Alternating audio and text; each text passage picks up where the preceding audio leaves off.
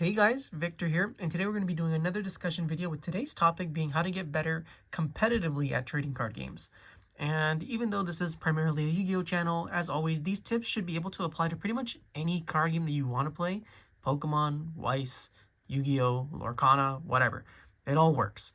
So, with that out of the way, let's just jump straight into the video. Now, the first topic I want to touch upon is probably the most obvious, and that's that you should be practicing as much as possible.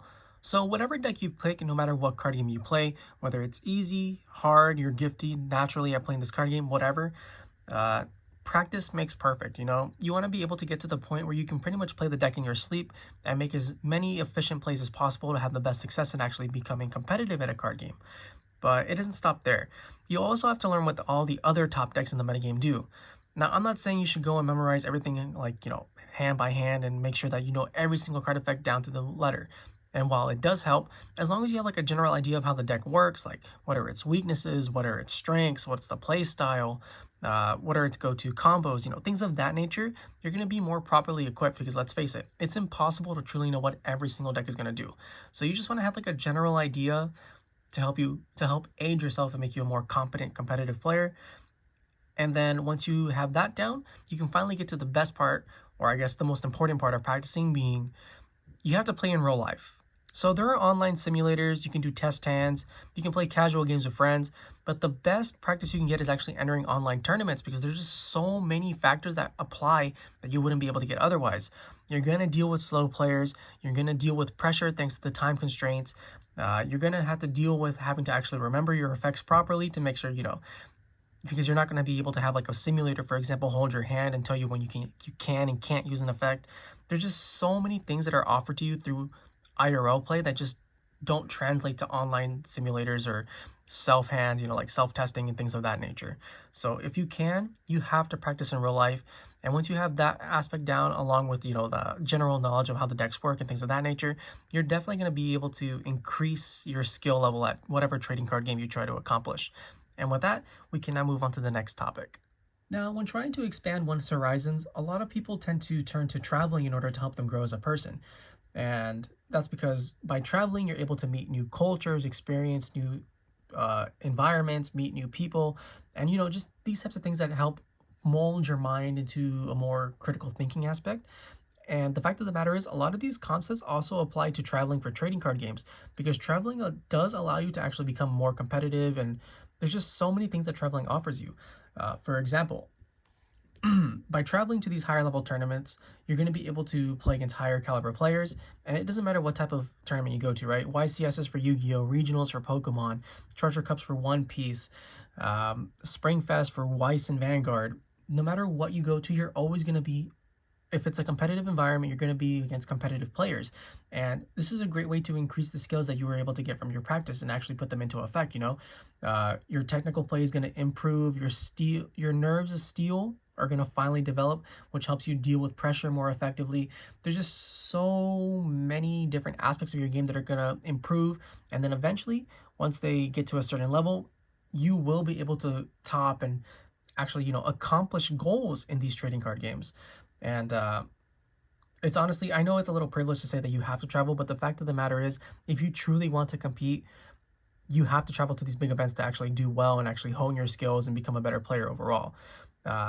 But I know not everyone can afford to do that, so obviously try to do it within your means. Save up money, look at what events are going to be near you, things of that nature. Because once you actually are able to travel, the experiences that you gain from these type of events are just invaluable. And with that out of the way, we can now move on to the next topic.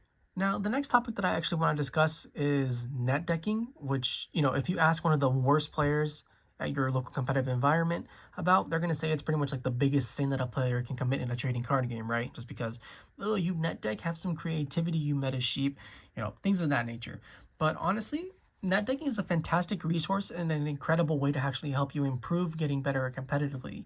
And that's because the way that I look at net decking is that the deck that you take offline has proven success, correct? So you download it, you copy it, whatever, and then from here, this is where the actual good players are separated from the bad players, because the bad players will just take that deck, copy it, and play with it. They proceed to lose and then call the deck trash. The good players will take that deck, expand on it, include tech options to make it better than it previously was, and then have more success with it.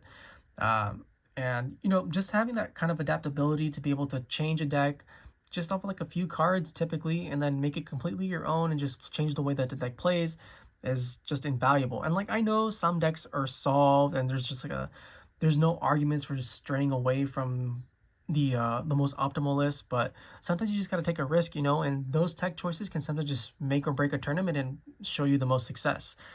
So basically, to sum it all up, net taking is good as long as you actually expand on the deck instead of just taking it at face value. And with that, we can finally move on to the final topic of the video. The final topic is easily the most important part of being able to improve at trading card games, because it pretty much allows you to accomplish all three of the previous topics a lot more easily, as well as give you one additional bonus. And this just so happens to be having a friend group. So having a friend group is really advantageous because it does a couple of things. So for the previous topics, if when it comes to net decking, for example, right, you guys copy each other's lists, you go back and forth on ideas of cards that you like and you don't like and what matchups they're good against, things of that nature, until you can finally come to a list that you both agree with is probably going to be best suited to helping you top for that event. And then things such as traveling become a lot more easy as well, just because of the fact that you guys are able to split costs, whether it's like your hotels or your Uber ride fees, things of that nature. And plus, just traveling with friends is a lot more of an enjoyable experience because you get to do so many fun things together that you normally wouldn't be able to do otherwise. And then lastly, when it comes to practice, if you have a large group of friends, you guys can practice with each other. There's going to be a large variety of decks, so you're going to be more properly equipped to actually be able to handle whatever the metagame throws at you.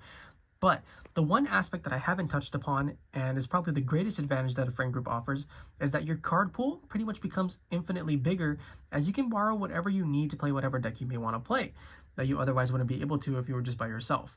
And I'm, I'm probably like the biggest beneficiary of this, because 90% of the stuff that you see on this channel, deck lists, discussion videos, whatever, the stuff isn't mine. I'm borrowing it. And it's really beneficial, because if I wasn't able to borrow cards, I wouldn't be able to do something as simple as play as locals or even post videos, which is something that I'm really grateful for, having such a good friend group that allows me to do these type of videos and things of this nature. I just wouldn't be able to play card games if I didn't have a dedicated friend group constantly helping me out, providing me with the cards that I need, and things of that nature. So it's safe to say that if you have a friend group, you're going to have a lot more of an easier time actually being able to improve at a card game. So if you can, just try and find people that you gel with, that you can trust, and things of that nature. And with that, we reached the end of the video. So, if you guys enjoyed it, please feel free to like, comment, subscribe, and I'll catch you guys next time. See ya.